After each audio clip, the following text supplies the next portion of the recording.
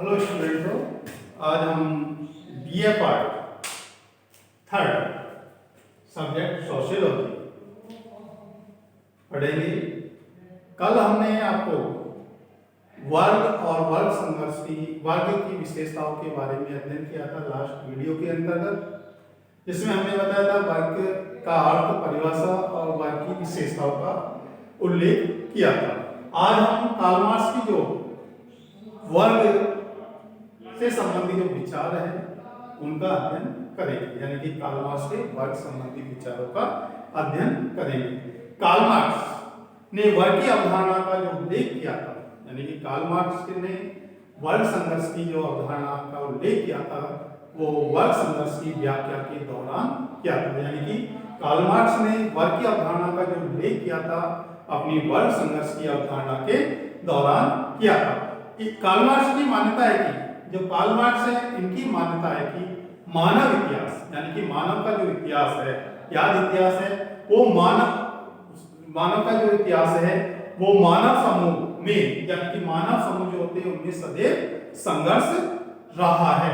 यानी कि मानव इतिहास है उसमें जो मानव समूह है उनमें संघर्ष रहा है, और इन संघर्षरत जो मानव समूह है, यानी कि जो मानव समूह है संघर्षरत, इन समूह को ही वर्ग कहा है कार्ल मार्क्स ने। यानी कि जो मानव समूह संघर्षरत रहते हैं इन्हीं को कार्ल मार्क्स ने वर्ग का नाम दिया है। मार्क्स के अनुसार, जो कार्ल मार्क्स है इनके अनुसार समाज के अंतर्गत, यानी कि कार्ल मार्क्स के अनुसार समाज के अंतर्गत दो वर्ग रहे हैं। दो वर्ग कौन कौन से रहे हैं? एक शोषक वर्ग और दूसरा शोषित वर्ग। ठीक है, तो कार्ल मार्क्स के अनुसार समाज के अंतर्गत दो वर्ग रहे हैं, शोषक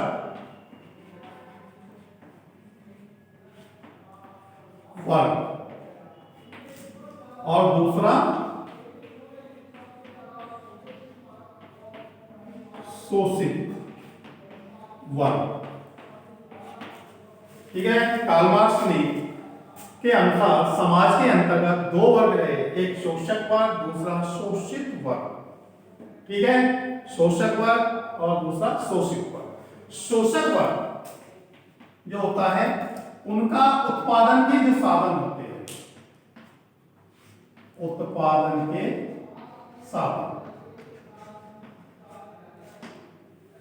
इनका अधिकार होता है। यानी कि जो शोषक वर्ग होता है उनका उत्पादन के साधनों पर अधिकार होता है, जबकि जो शोषित वर्ग होते हैं उनका उत्पादन के साधनों से रहित होते हैं। क्या उत्पादन के साधन, जो उत्पादन के साधन है वो नहीं होते हैं। ठीक है, तो कार्ल मार्क्स के अनुसार समाज में दो वर्ग है, शोषक वर्ग और शोषित वर्ग। जो शोषक वर्ग होता है उनके पास उत्पादन के साधन होते हैं, जबकि जो शोषित वर्ग होते हैं उनके पास उत्पादन के साधन नहीं होते। शोषक वर्ग, कार्ल मार्क्स ने शोषक वर्ग के अंतर्गत, या तो जो शोषक वर्ग होते हैं उनके अंतर्गत पूंजीपति या बुर्जुआ वर्ग को माना है। यानी कि शोषक वर्ग के अंतर्गत पूंजीपति या बुर्जुआ वर्ग को माना है, जबकि जो शोषित वर्ग होता है, शोषित वर्ग, इसके अंतर्गत सर्वहारा या श्रमिक वर्ग।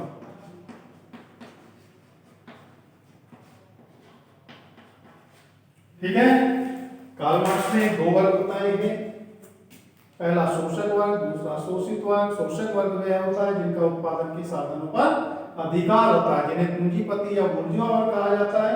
दूसरा शोषित वर्ग होता है जिनके पास उत्पादन के साधन नहीं होते हैं, उन्हें सर्वहारा वर्ग या श्रमिक वर्ग कहा जाता है। यहाँ आपसे टाइप में भी क्वेश्चन पूछा जाता है एग्जाम के अंतर्गत कि कार्ल मार्क्स के अनुसार समाज में दो वर्ग कौन कौन से, तो शोषक वर्ग और शोषित वर्ग।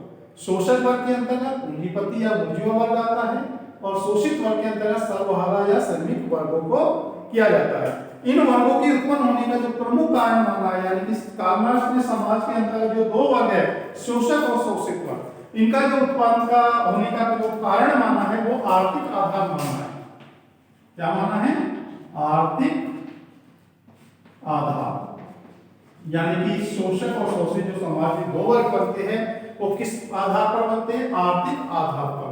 यानी कि आर्थिक आधार पर इन्होंने समाज में वर्गों को उत्पन्न बताया है, शोषक और शोषित वर्गों को आर्थिक आधार पर बताया है। कार्ल मार्क्स ने वर्गों के संघर्ष पर, जो कार्ल मार्क्स है वे वर्गों के संघर्ष पर अत्यधिक जोर दिया है। कार्ल मार्क्स है इन्होंने वर्गों के संघर्ष पर अधिक जोर दिया है और यही कारण है कि जो कार्ल मार्क्स है इनके समाजशास्त्र को वर्ग संघर्ष का समाजशास्त्र भी कहा जाता है। ठीक है, इन्होंने दो वर्ग बताए हैं समाज के अंतर्गत, शोषक और शोषित वर्ग। इन दो वर्गों के संघर्ष पर इन्होंने अत्यधिक जोर दिया, यानी कि हर समाज के अंतर्गत दो वर्ग बताए हैं, शोषक और शोषित वर्ग। इन दोनों वर्गों के अंतर्गत यानी कि इन दो वर्गों के संघर्ष पर ज्यादा जोर दिया था कार्ल मार्क्स ने। इसलिए कार्ल मार्क्स के समाजशास्त्र को वर्ग संघर्ष का, जो कार्ल मार्क्स है इनके समाजशास्त्र को, कार्ल मार्क्स के समाजशास्त्र को किस नाम से जाना जाता है? वर्ग संघर्ष का समाजशास्त्र।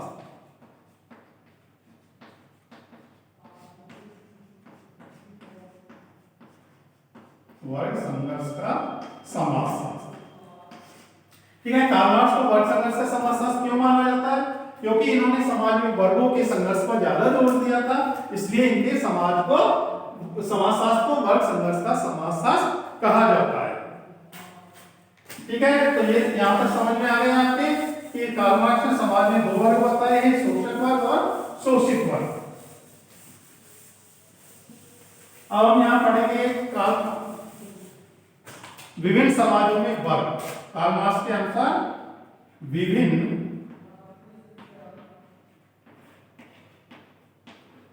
समाजों में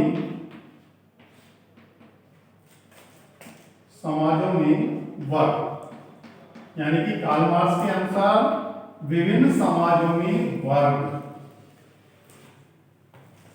ठीक है, कार्ल मार्क्स ने हर समाज के अंतर्गत दो वर्ग माने हैं, शोषक और शोषित वर्ग। अब इनके विभिन्न समाजों के अंतर्गत हम समाजों का उल्लेख करेंगे। कार्ल मार्क्स का कहना है कि जो कार्ल मार्क्स है उनका कहना है कि अब तक जो याद इतिहास है, यानी कि आज तक का जो इतिहास हमें याद है, इसके सभी युगों के अंतर्गत, यानी कि जो अब तक का याद इतिहास है उसके सभी युगों के अंतर्गत और समाज में, यानी जो आज तक है समाज का इतिहास रहा है उनके सभी युगों के अंतर्गत इन्होंने वर्ग व्यवस्था देखी है। यानी कि आज तक के जो इतिहास है उन सभी समाजों के अंतर्गत इन्होंने वर्ग व्यवस्था देखी है, सदैव विद्यमान रही है। और इन्होंने बताया है कि आदिम साम्यवादी समाज से लेकर, यानी कि जो पहला समाज था, इन्होंने इनके अनुसार आदिम साम्यवादी समाज से लेकर अब तक के सभी समाजों के अंतर्गत, यानी कि जो अब तक के जो सभी समाज है उनके अंतर्गत वर्ग देखने को मिलते हैं। यहाँ पर हम कार्ल मार्क्स के जो विभिन्न समाजों में वर्ग व्यवस्था है उसका अध्ययन करेंगे। तो इनका जो पहला युग था वो था साम्यवादी,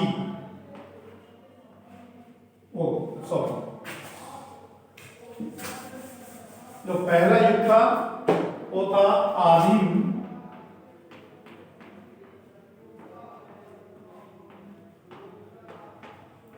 साम्यवादी युग। ठीक है, जो आदिम साम्यवादी युग का जो इतिहास का पहला युग माना जाता है, यानी कि आदिम साम्यवादी या इतिहास का प्रथम युग यानी कि पहला युग माना जाता है। और इस युग के अंतर्गत जो आदिम साम्यवादी युग थे उसके अंतर्गत लोग गोत्रों पर आधारित, यानी कि आदिम साम्यवादी युग के अंतर्गत जो लोग थे गोत्र पर आधारित, गोत्र पर आधारित कबीले या समुदाय कबीलों में रहते थे। ठीक है, आदिम साम्यवादी समाज था, उसके अंतर्गत लोग जो है गोत्र पर आधारित कबीलों में रहते थे, यानी कि एक कबीले के रूप में रहते थे। और एक गोत्र या कबीले के लोगों की, जो एक गोत्र के होते हैं, एक गोत्र या कबीले के लोगों की, कबीलों के लोगों की लोगों का एक भूभाग और भाषा होती थी। यानी कि एक कबीले के जो लोग थे, एक गोत्र के जो लोग थे, उनके एक भूभाग होता था और उनकी एक जैसी भाषा होती थी। ठीक है, तो ये थे गोत्र पर आधारित कबीले, इनकी एक भूभाग होता था, एक भाषा होती थी। उत्पादन के साधनों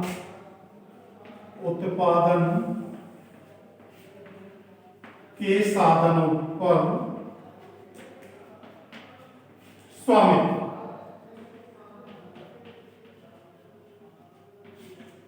ठीक है।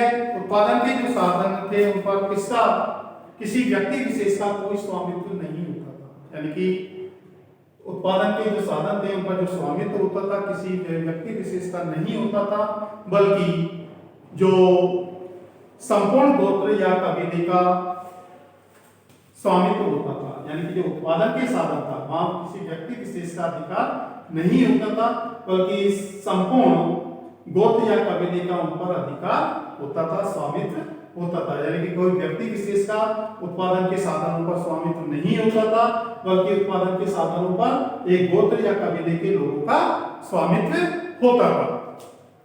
अब आप देखो उत्पादन और वितरण।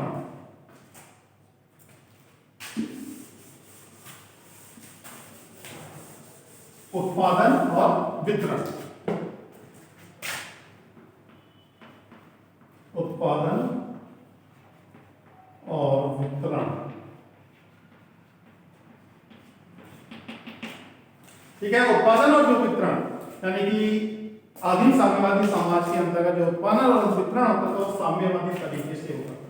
किस तरीके से होता था? साम्यवादी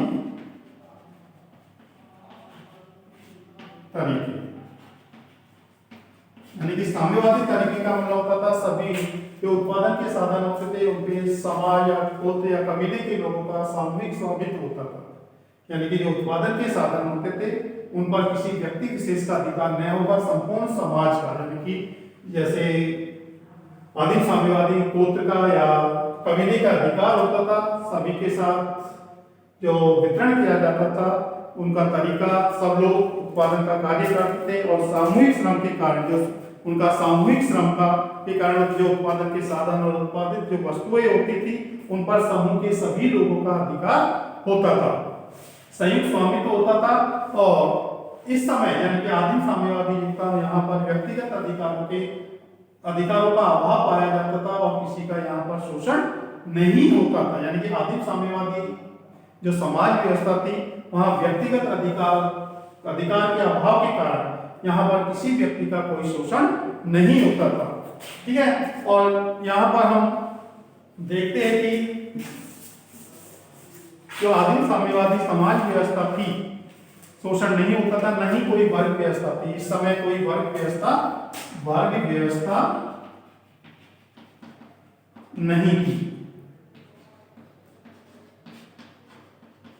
क्यों नहीं थी इस समय वर्ग व्यवस्था? क्योंकि उत्पादन के साधन और जो उत्पादित वस्तुएं उन पर सभी का स्वामित्व होता था, इसलिए आदिम साम्यवादी व्यवस्था के अंतर्गत वर्ग व्यवस्था देखने को नहीं मिली।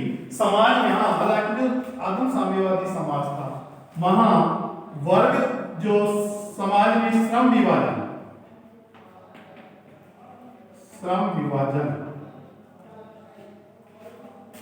पाया जाता था। वो किसके आधार पर पाया जाता था? लिंग के आधार पर, लिंग या आयु के आधार पर।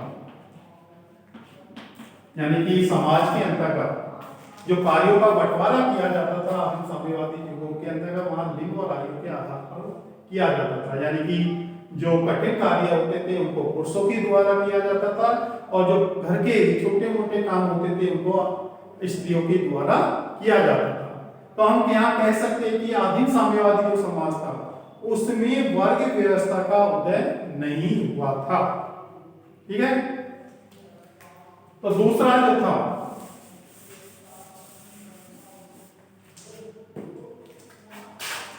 दूसरा युग था दासत्व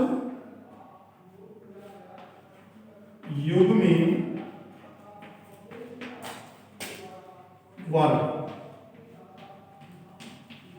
ठीक है। आदिम साम्यवादी युग के बाद दास युग आता है और दास युग के अंतर्गत यानी कि जो दास युग होता था वो उसके जो आदिम साम्यवादी व्यवस्था से परिवर्तित होकर दास युग और दास युग के अंतर्गत धीरे धीरे भौतिक परिस्थितियों में परिवर्तन हुआ और दास बंधक समाज की स्थापना यानी कि आदिम साम्यवादी जो समाज था उसकी भौतिक परिस्थितियों में धीरे धीरे परिवर्तन हुआ और जो दास युग का आरंभ होता है और दास युग के अंतर्गत यानी कि इस युग के अंतर्गत जो मनुष्य है यानी कि दास युग के अंतर्गत जो मनुष्य है कृषि कार्य पशुपालन और दस्तकारी का कार्य करने लगा। यानी कि दास युग के अंतर्गत जो मनुष्य होते थे वो कृषि कार्य पशुपालन कार्य और दस्तकारी का कार्य करना प्रारंभ कर दिया और समाज में निजी संपत्ति जो निजी संपत्ति के विचारों का उदय हुआ। जब व्यक्ति या मनुष्य कृषि कार्य पशुपालन कार्य दस्तकारी कार्य करना प्रारंभ किया तो इस समय यानी कि उस समय दास युग के अंतर्गत निजी संपत्ति जो होती थी उसके विचारों को उदय हुआ और श्रम विभाजन भी समाज में पनपने लगा। यानी कि जब निजी संपत्ति का उदय होता है तो वहां पर श्रम विभाजन है वो भी पनपने लगता है और यह युग अपने पूर्व युग से बिल्कुल भिन्न था क्योंकि सामाजिक उत्पादन के जो साधन होते थे यानी कि आदिम साम्यवादी व्यवस्था के अंतर्गत क्योंकि सामाजिक उत्पादन के जो साधन होते थे वहां पर सामूहिक स्वामित्व के स्थान पर जो कुछ लोग थे उनका स्वामित्व हो गया। यानी कि पहले जो सामूहिक स्वामित्व होता था उत्पादन के साधनों पर अब यहाँ पर कुछ लोगों का उत्पादन के साधनों पर स्वामित्व हो गया। उत्पादन के साधनों जैसे यहाँ पर उत्पादन के जो साधन थे जैसे भूमि है श्रम है औजार है पशुपालन है बीज है आदि पर समुदाय के कुछ लोगों का जो समुदाय के कुछ लोग हैं उनका स्वामित्व हो गया जिससे जिन्हें स्वामी कहा जाने लगा। यानी कि जो उत्पादन के साधन थे भूमि है श्रम है औजार है पशुपालन पशु है बीजे है उन पर कुछ समुदाय के कुछ लोगों का स्वामित्व हो गया इसलिए उन्हें स्वामी या मालिक कहा जाने लगा। दूसरी ओर कुछ ऐसे लोग थे जिनके पास उत्पादन के साधन जैसे भूमि है पशु है श्रम है औजार है बीज है उन पर उनका अधिकार नहीं रहा इसलिए वो क्या हो गए दास कहलाने लगे। ठीक है।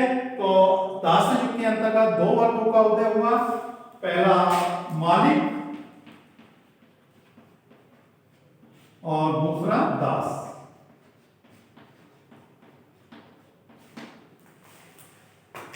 ठीक है। तीसरा युग आता है वो आता है सामंतवादी युग में वर्ग। ठीक है। आदिम साम्यवादी युग दास युग और तीसरा आता है सामंतवादी युग। सामंतवादी समाज के अंतर्गत भी दो वर्ग पाए जाते थे यानी कि सामंतवादी युग का उसमें भी दो वर्ग पाए जाते थे सामंत और अर्धदास किसान। सामंतवादी युग में कौन कौन से समाज पाए जाते थे वर्ग पाए जाते थे सामंत और अर्ध। एक तरफ सामंत होते थे और दूसरी तरफ अर्धदास किसान होते। सामंतों के पास जो उत्पादन के साधन थे यानी कि जो उत्पादन के साधन थे उन पर स्वामित्व होता था उनके पास भूमि थी और वो सत्ताधारी कहलाते थे। यानी कि सामंत जो लोग थे उनके पास उत्पादन के साधन भूमि उन पर अधिकार था और वो सत्ताधारी भी होते थे क्योंकि उत्पादन के जो भूमि थी उनका उन पर स्वामित्व होता था ज्यादा भूमि उनके पास थी इसलिए वो सत्ता में भी उनका अधिकार होता था। अर्धदास जो किसान थे वो सामंतों के अधीन कार्य करते थे, यानी कि सामंत जो होते थे उनके यहाँ खेती का कार्य करते थे और उनका वे शोषण करते थे। अर्धदास किसान थे उनके यहाँ खेती का कार्य करते थे, सामंतों के यहाँ। भूस्वामित्व ही अर्धदास किसानों के, जो भूस्वामित्व सामंत थे वो ही जो अर्धदास किसान होते थे उनके संगठन करता थे और उनके द्वारा जो उत्पादित अतिरिक्त मूल्य वस्तुएं थी उनको अधिकांशतः सामंत हड़प लेते थे और जो अर्धदास किसान होते थे वो सामंतों के यहाँ खेती पर कार्य करते थे, घर पर कार्य करते थे और युद्ध के समय उनके यहाँ सेना के रूप में, सिपाही के रूप में भी कार्य करते थे सामंत। तो दास सामंतवादी युग के अंतर्गत भी दो वर्ग पाए जाते थे, सामंत और अर्धदास किसान। चौथा, पूंजीवादी युग में वर्ग। ठीक है, पूंजीवादी युग के अंतर्गत दो वर्ग पाए जाते थे, एक पूंजीपति वर्ग और दूसरा श्रमिक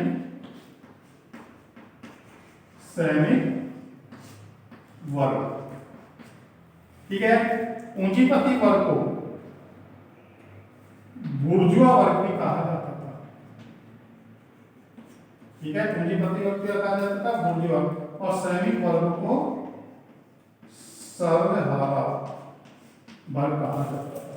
ठीक है, पूंजीवादी युग है, यहाँ पर जो उत्पादन किया जाता था वो मशीनों के द्वारा किया जाता, उपकरणों के द्वारा किया जाने लगा। उत्पादन के जो उपकरण थे, कल कारखाने, फैक्ट्रियां थी, उन पर पूंजीपतियों का अधिकार था, जबकि जो श्रमिक वर्ग थे उनके पास उत्पादन के साधनों पर अधिकार नहीं था। इसलिए इन दोनों वर्गों में भी संघर्ष देखने को मिला था। तो आज इतना ही, लास्ट वीडियो में हम आगे पढ़ाएंगे। धन्यवाद।